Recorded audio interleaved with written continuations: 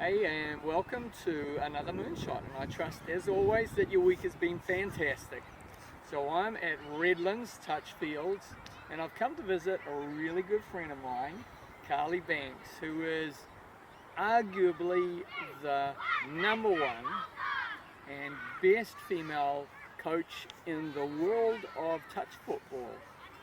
And some of the things that I wanted to share with you, I thought it would be really good to have Carly's perspective, because there's some things that we share about the game of touch that we've also shared and recognised in life that we get to chat about from time to time. So I haven't titled this, and I'll come up with a title for it a little later, but possibly what we'll start off is, we'll call it taking the yards away. So in life, every one of us, as we get up every day, we're looking forward to things that we're about to do. And unfortunately, while we're about doing these things that are on our journey and in our work and in our relationships, there's things that just come from left field. And I've talked a little bit about this in some of the other Moonshots. But how we approach those and how we prepare for those has everything to do with the outcome.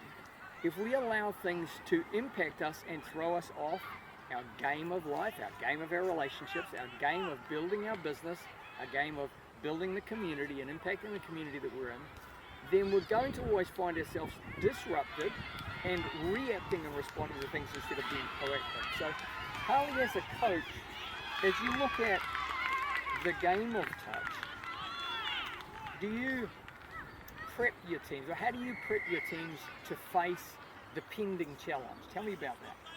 Yeah, I think preparation's really important, and I think each player needs to prepare individually, and you have to work with each and every person on the things that are important to them in terms of what they want to achieve out of the game, each training session, stuff like that. I mean, it's such a big job when you're coaching, because it's not just one or two players. You're taking care of of all 14, and it's a really important thing that you sort of don't get too much time to not give to each of the players. That you need to make the effort to take your time and just go through things methodically, step by step, and try and help them achieve the things that they want to achieve by being as prepared as you possibly can. I think if you cover everything that you need to cover in the lead up, then you can go into the contest feeling like you're a chance of being successful.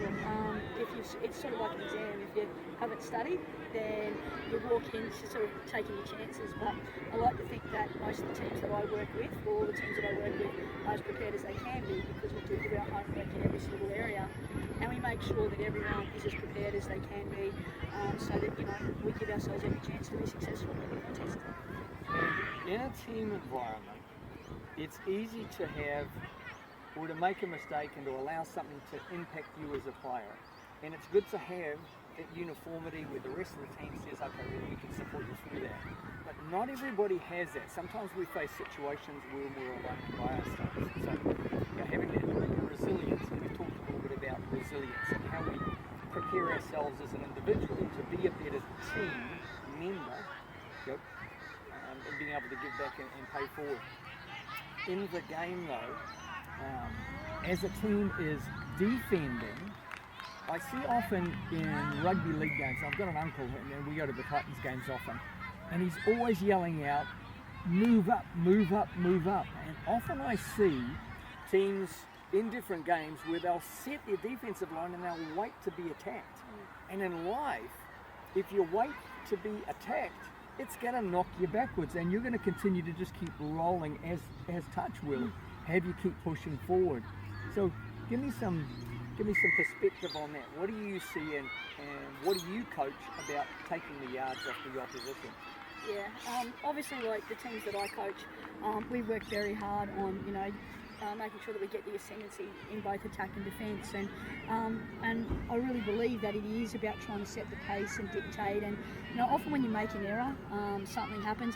It's quite easy to go back into your shell and to basically close up shop. But I think it takes real bravery to get out of your comfort zone and to get yourself, back on the horse and sort of sort of go again. Like I think that you need to be brave. You need to, like, it's that old saying, he who dares wins. It's about taking the bit between the teeth and going forward. And in the midfield, you want to press, you want to win that area. On the line, you don't want to stand back and be dictated to. Basically, it's all about how you take things. Like we all have setbacks and things that happen. Disappointments. In life and things that go against us.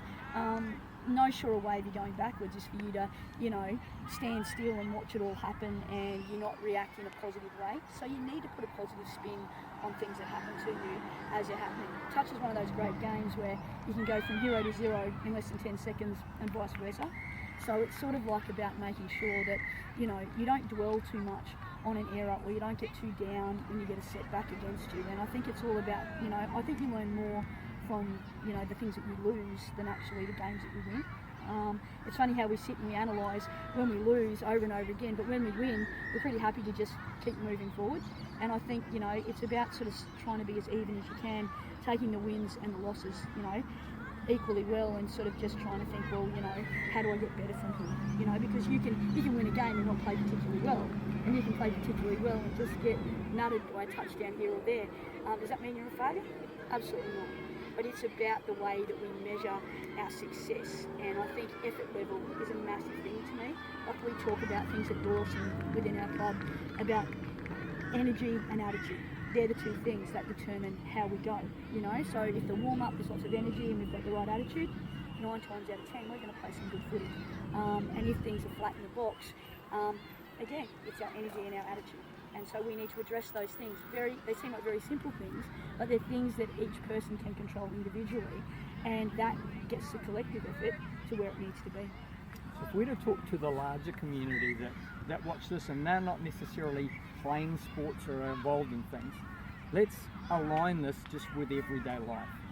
You've mentioned a couple of things in there about you can prepare all that you can, and then sometimes there's an abstract event or a particular point, something will come up and it'll just, you mentioned putting us back in our shell. We can retreat, we can go back inside ourselves, and that's a little bit different to just reviewing what's gone by to learn from.